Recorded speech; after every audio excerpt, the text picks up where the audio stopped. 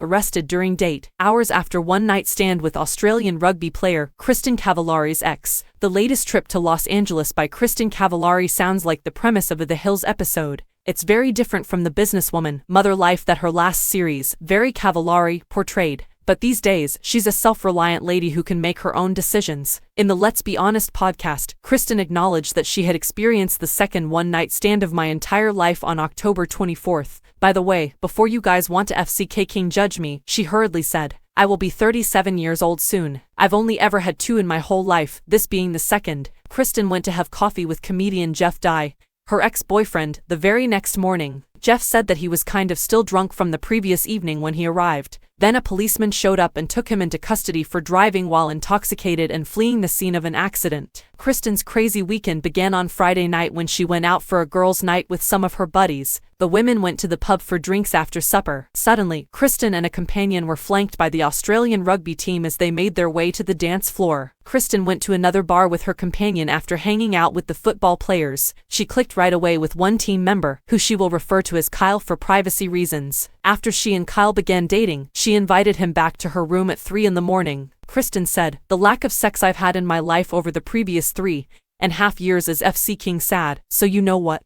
I'm in my fun single phase. Yes, I did have a single night out. FC King file a lawsuit against me.